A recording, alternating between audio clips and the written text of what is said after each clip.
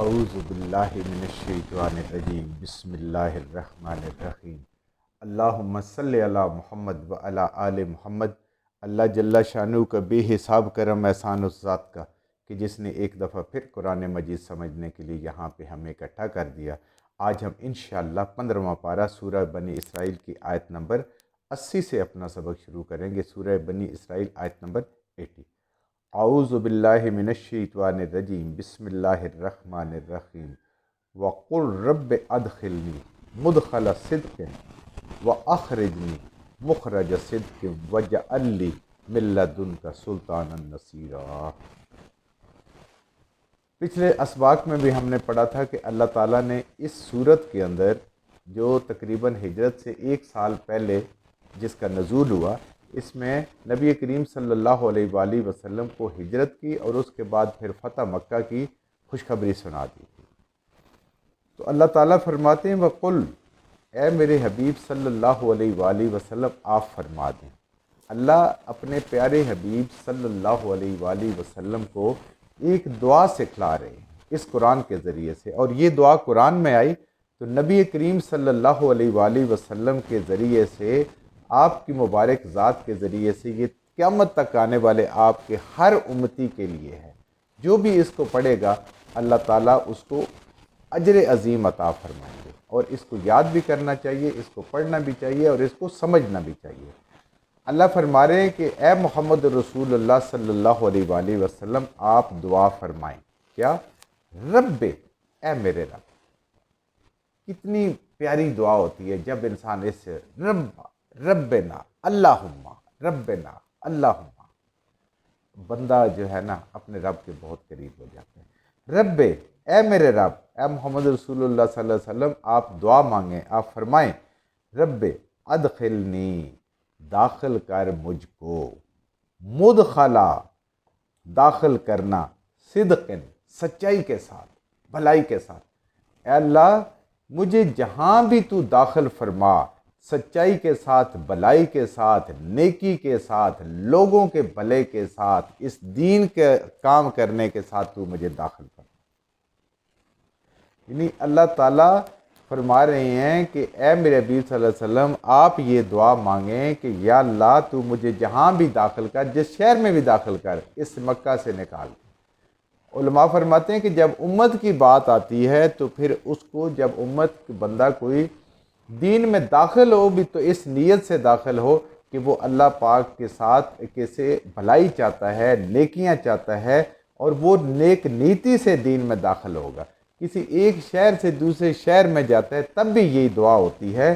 جب انسان گھر سے نکلتا ہے کسی اور منزل کے لیے سفر میں، تب بھی کہ اے میرے رب داخل کر، مجھے داخل کرنا صدق کے ساتھ، سچائی کے ساتھ، ایمانداری کے ساتھ، بھلائی کے ساتھ۔ وَأَخْرِجْنِي، اور نکال مجھے، جہاں سے بھی مجھے نکلنا ہو، مکہ سے نکلنا ہو، کفر سے نکلنا ہو، کہیں سے بھی نکلنا ہو، اخرجنی، مخرجہ، نکالنا، صدقن، سچائی کے ساتھ، بھلائی کے ساتھ، بہترین طریقے سے، اچھائی کے ساتھ۔ یعنی میرا نکلنا، میرا داخل ہونا، یہ سب یا اللہ سچائی کے ساتھ ہو، بھلائی کے ساتھ ہو، تیرے راضی نامے کے ساتھ ہو، تجھے راضی رکھ کے میں یہ نکلوں۔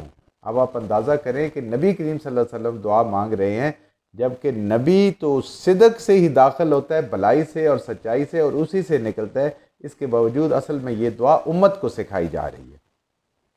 یعنی صداقت کا دامن کسی حال نہیں چھوڑنا۔ کوئی خواہ انسان کو مکہ سے نکلتے ہوئے کتنی تکلیفوں سے نکال رہے تھے، قتل کے در پے تھے، باہر کھڑے تھے ننگی تلواریں لے کے، اللہ نے بچا لیا، اللہ تو بچا سکتے ہیں نا۔ اس کے باوجود آپ یہ دعا مانگ رہے ہیں، ان کے لیے بھی خیر مانگ رہے ہیں اور اپنے لیے بھی خیر مانگ رہے ہیں، بھلائی مانگ رہے ہیں۔ تو کیسے ہی حالات کیوں نہ ہو، مشکل سے مشکل ہوں یا بہت آسانی سے انسان نکل رہا ہو، بڑے کر و فر سے نکل رہا ہو، عزت سے نکل رہا ہو، تب بھی یہی دعا مانگنی ہے۔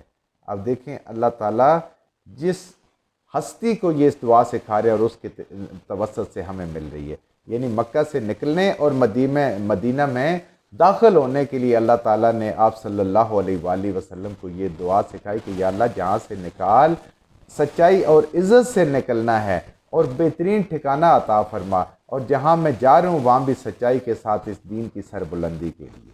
تو یہ مومن کے لیے ہر جگہ میں داخلے کی دعا ہے۔ قبر کا انسان تصور کرے، جب قبر میں داخلہ ہو اللہ کرے وہاں بھی ایسے ہی ہو، رب ادخلنی مدخل صدقم واخرجنی مخرج صدقم واجعل لی من لدنک سلطانا نصیرا۔ یا اللہ قبر میں داخل کر تو ایمان کی حالت میں، اور حشر والے دن اٹھا تو بھی ایمان کی حالت میں۔ بہت ہی بامانی اور بہت ہی جامع دعا ہے جو ہمیں اللہ کرے کہ یاد ہونی چاہیے، میں یاد کر لینی چاہیے اگر یہ یاد نہیں ہے، تاکہ انسان اس کو پڑھ سکے قبر اور حشر کے لیے۔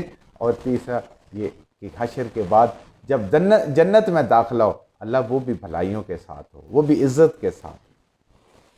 وَجَعَلْ لِي، اور اے میرے اللہ، کون؟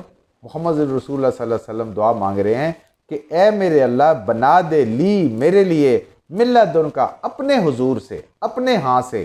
میں کسی مخلوق پہ بھروسہ نہیں کرتا، کسی مخلوق سے نہیں مانگتا، تو اپنے جناب سے، اپنے حضور سے مجھے دے من لدنک، اپنے ہاں سے، سلطانا نصیرا، مجھے علم کی دلیل عطا فرما، مجھے غلبہ عطا فرما، مجھے حکومت عطا فرما، نصیرا، اور میرے مدد کرنے والے پیدا فرما۔ آپ نے یہ نہیں کہا فلاں فلاں فلاں کہ یا اللہ مجھے مدد دے اور یہ میری مدد کریں گے، نہیں، اللہ پہ چھوڑ دیا، یا اللہ تو جس کو بہتر سمجھتا ہے اس کو۔ ویسے تو نبی کریم صلی اللہ علیہ وسلم تمام امت کے لیے مسلمان ہونے کی دعا کرتے تھے، وہ اور بات ہے، لیکن دین کی مدد اور نصرت کے لیے آپ نے کہا کہ اے اللہ جس کو تو بہتر سمجھتا ہے۔ تو اللہ تعالیٰ نے جن کو بہتر سمجھا ان کو دین کے لیے چن لیا، کچھ کو فتح مکہ سے پہلے، ہجرت سے پہلے، کچھ کو ہجرت کے بعد، کچھ کو فتح مکہ میں۔ یہ اللہ تعالیٰ کی سلیکشن ہے، اللہ نے جس کو چاہا اس کو۔ اب نبی کریم صلی اللہ علیہ وسلم کیوں مدد مانگ رہے ہیں؟ اپنی ذات کے لیے نہیں، اپنی بادشاہی کے لیے۔ اور بادشاہی بھی اگر مانگ رہے ہیں، اس میں اگر سلطان کی بات مانی بادشاہی بھی ہے، تو اس کا مطلب یہ ہے کہ یا اللہ میں تیرے دین کی حکومت قائم کر سکوں، تیرے دین کی سربلندی کر سکوں، اس دنیا کے اندر جو بگاڑ موجود ہے میں اس کو ٹھیک کر سکوں، جو فواہش اور معاصی موجود ہیں میں ان کو ٹھیک کر سکوں، میں ان کو روک سکوں، اور جو شرک کے قانون ہیں، جو لوگ شرک پہ چل رہے ہیں، میں ان کو روک سکوں۔ یہ اس کے لیے حکومت مانگی جا رہی ہے، اپنے کسی جاہ و اقتدار کے لیے یا کسی اپنی ضرورت کے لیے نہیں ہے۔ تو تیرے عدل کو، تیرے انصاف کو، تیرے دین کو جاری کر سکو۔ اور پھر ایسے ہی فتح مکہ میں آپ صلی اللہ علیہ وآلہ وسلم نے مکہ پہنچ کر تمام بتوں کو گرا دیا اور خانہ کعبہ کو بتوں سے صاف کر کے ایک اللہ کا نام لینا شروع ہو گئے لوگ، وہاں ایک توحید جو ہے اس کو سربلند کیا۔ اس کے لیے اگر کوئی دنیا میں بھی حکومت مانگتا ہے، کوشش کرتا ہے، خواہش کرتا ہے، لیکن اس کا مقصد یہ ہوتا ہے، دل کے حال اللہ جانتا ہے، تو یہ بالکل جائز بات ہے۔ جیسے پیچھے ہم نے پڑھا تھا سورہ یوسف میں بھی کہ حضرت یوسف علیہ السلام نے کہا کہ آپ مجھے اگر یہ وزیر بنا دیں یا اس چیز کا انچارج بنا دیں تو میں یہ کام بہترین کر سکتا ہوں۔ آگے بنانے والے کی مرضی، اللہ سے بھی دعا ہے، اللہ بہتر سمجھیں گے کر دیں گے، جس کو کہا ہے اس کو کہہ سکتے ہیں، لیکن مقصد نیک ہو کہ ان خرابیوں کو دور کرنا ہے، شرک کو دور کرنا ہے، ظلم کو دور کرنا ہے، جہالت کو دور کرنا ہے، دین کو عام کرنا ہے، لوگوں تک پہنچانا ہے۔ تو اے اللہ، اور پھر اللہ نے پیدا بھی تو کی ہے نا، دیکھیں ان کا نام ہی اللہ نے انصار، نصیرہ مدد کرنے والے انصار، جنہوں نے دین کی ایسی خدمت کی، ایسی دین کی مدد کی، اور صحابہ کرام جو مہاجرین گئے تھے ان کی کیسی مدد کی، وہ اللہ تعالیٰ نے پیدا کی ان کے دلوں میں۔ اللہ نے فرماتے ہیں نا کہ وہ محبت ڈال دی جو تم دنیا کی دولت بھی خرچ کرتے تو وہ محبت ڈال نہیں سکتے۔ وَقُلْ، اور اے میرے حبیب صلی اللہ علیہ وسلم آپ ان کو یہ بھی بتا دیں، جاء الحق، کو آ گیا ہے حق، دین آ گیا ہے، اسلام آ گیا ہے، قرآن آ گیا ہے، وَزَحَقَ الْبَاطِلِ، اور باطل اب مٹ جانے والا۔ جب حق آ جاتا ہے تو باطل مٹ جاتا ہے، اور حق آ چکا ہے، نبی کریم صلی اللہ علیہ وسلم، قرآن، دین، اسلام، اللہ کی توحید، یہ حق آ چکا ہے، اب باطل مٹنے والا ہے، کفر ختم ہونے والا ہے۔ یہ تو وقت ہے جو اللہ نے تعین کیا ہوتا ہے، جس وقت یہ بات ختم ہونی ہوتی ہے اس وقت پہ وہ کفر ختم ہوا۔ اور پھر دیکھیں مکہ کی سرزمین سے اور جزیرہ نما عرب سے کفر ایسا نکلا کہ اس کے بعد پھر کفر کو آج تک وہاں پہ قدم جمانے کی ہمت نہیں ہوئی۔ یہ سب اللہ کا کرم، اللہ کی مہربانی، اگر ہمارے اوپر ہوتا تو کیا سے کیا ہو چکا ہوتا۔ ان الباطل کان زہوقا، اے انسان تو سمجھ جا کہ یہ باطل مٹنے والا ہے، اندھیرے ختم ہونے والے ہیں، اسلام کی روشنی، اسلام کا نور پھیلنے والا ہے۔ جو اپنا اس میں حصہ ڈال دے گا وہ اپنی بھلائی کرے گا، ورنہ اس نے پھیل کے رہنا ہے۔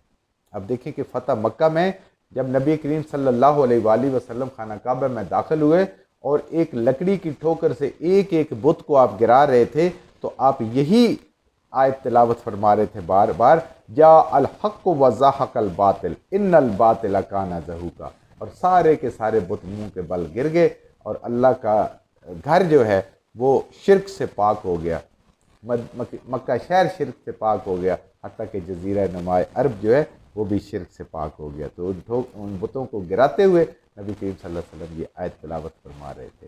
اب دیکھیں کتنی عظیم بات ہے، اللہ تعالیٰ ہمیں بھی یاد کرے، رب ادخلنی مدخل صدقم واخرجنی مخرج صدقم واجعل لی من لدنک سلطانا نصیرا۔ ہم اپنے لیے یہاں سے شافی نہ لے کے جائیں، اگر یہاں سے شافی لینا ہے تو وہ ایک ہی ہیں، محمد رسول اللہ صلی اللہ علیہ وسلم، ان کی سنتوں پہ چلیں گے تو وہ ہمیں قیامت والے دن شفاعت نصیب ہوگی، ورنہ اللہ نے جو ذریعہ بنانا ہے مانگنی رب سے۔ جو کچھ ہم نے صحیح پڑھا اللہ ہمارے ذہنوں میں دلوں میں بٹھا دے، جہاں جہاں پڑھتے ہوئے بولتے ہیں ہم سے غلطی ہوگی اللہ میں معاف فرما دے، اور ان غلط باتوں کو ہمارے ذہنوں سے دلوں سے اللہ کی ذات نکال دے۔